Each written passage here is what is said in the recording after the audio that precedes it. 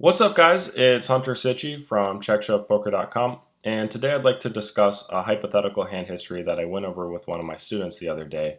In it, he wanted to know what he should do when he opens under the gun, gets flatted by the button, and goes heads up to a flop of ace of clubs, seven of diamonds, three of spades. Basically, he wanted to know the best way to construct a c-betting range on this board, and I told him it depends very heavily on the range of hands that he's opening with under the gun. So, some guys like to open with a range of hands like ace deuce suited plus, deuces plus, 5-4 suited plus, king jack, king 10, queen 10 suited, and a smattering of offsuit Broadway combos. This is a great range of hands to open with under the gun if you're min raising and stacks are deep and your opponents aren't 3-betting you at an appropriate frequency. But if you're 3xing and stacks are less than 100 big blinds and your opponents are either 3-betting you at an appropriate frequency or flatting too often, it's important for you to open much tighter than this because you're in a situation where you're deprived of information. There are 8 guys left to act behind you and you have no idea what they're going to do. As a result, I think it's better to open with a range of hands like this, sevens plus and ace queen plus, due to the game dynamic. So if you're opening with a range of hands like this, the button should probably be flatting with a range of hands like deuces through jacks and 5-4 suited through jack 10 suited. It doesn't make any sense for him to be 3-betting with jacks or 10s because they don't have much of an equity advantage versus your range if you're defending against a 3-bet at an appropriate frequency. And it doesn't make much sense for the button to be flatting with a hand like king queen, even if it's suited, because it's dominated so often that it causes more issues than it's worth. So if this is the pre-flop game dynamic and the board comes ace of clubs, seven of diamonds, three of spades, all you have to do is quick calculate to see that your range has a massive equity advantage versus the button's flatting range. So much so that it doesn't make any sense for you to c-bet, because in order for you to value bet with hands like ace king and ace queen, you would have to turn hands like eights, nines, and tens into a bluff. The problem with that is that those hands have more than 50% equity versus the button's flatting range. So you'd basically just be taking showdown value hands and turning them into a bluff. And in doing so, you'd be forcing your opponent to fold all of the hands that you beat and either call or raise with all of the hands that beat you. You're basically forcing him to play perfectly. So I think a much better line would be to check your whole range and allow the button to make a mistake constructing his stabbing range. So if the button wants to value bet with a set of sevens and a set of threes, he has to have some sort of bluffing range. And in this situation, I think betting at a 2-to-1 bluff to value ratio would be good. And that would look something like bluffing with 6-5 suited because it has a gut shot, 5-4 suited for the same reasons. 3 of the 4 combos of 6-5 suited and 5-4 suited have backdoor flush draws, which helps. And I also think that betting with 9-8 suited, especially if it has a backdoor flush draw, is very reasonable.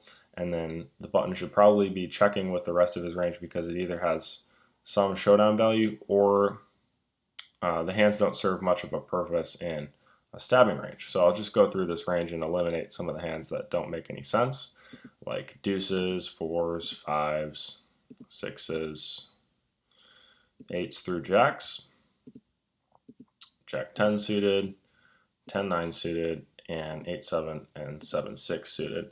I think this is a pretty solid range of hands to stab with. Now, if the button is stabbing at an appropriate frequency, hero needs to be check folding and check calling at an appropriate frequency. So what you need to do is take a look at his combos, or your combos. You have 66 of them, and you should be defending with at least 44 of those versus a half pot bet, and that looks something like check folding 8s, 9s, 10s, and sometimes jacks. You need to be check folding often enough that the button has incentive to stab, but not so often that he can stab with any two cards profitably. So if you're both playing appropriately and the turn is something like the 10 of hearts, again, you should be checking to the button and allowing him to make a mistake constructing his range.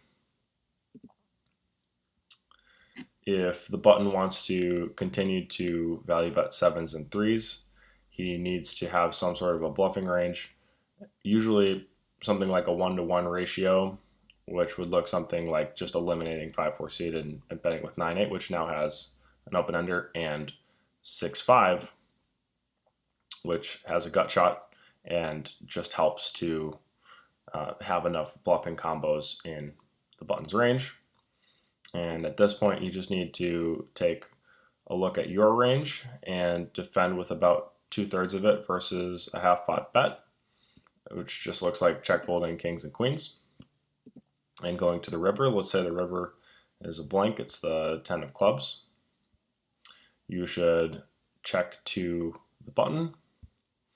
And if the button wants to value bet a set of 7s and a set of 3s, he needs to be bluffing exactly 25% of the time if he's going to bet half the pot.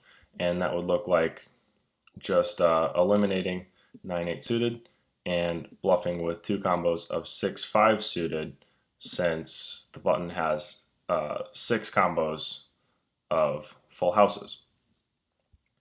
And then you should figure out how often, not how often, how big you can check raise with a set of aces, which now turned into a boat, and a set of 7s. And if the button is stabbing at the frequency that I described, or betting the river at the frequency that I described, you're indifferent to check calling or check folding with ace king and ace queen. And in practice, it's just important to determine how often your opponent is going to be bluffing on this river. I think most live poker players aren't bluffing enough on this river because they just realize that your range is very ace-x heavy and you're unlikely to fold. And I think some guys just like to take their whole range and just fire away with it and assume that you're never checking an ace on the flop. Thus, your range consists mostly of kings, queens, jacks. So understanding the game dynamic and understanding what your opponent is thinking is the key to situations like this. And I know that this is like a very unorthodox line, but it makes a lot of sense if you're opening with a very tight range of hands under the gun. Of course, if you're opening wider, it would make a lot of sense for you to actually have a c-betting range on this flop, and that's a totally different discussion. So I hope you guys learned something today. My name is Hunter Sitchy. I'm coaching for CheckShowPoker.com. Make sure you guys run good, have fun, and constantly look for ways to improve.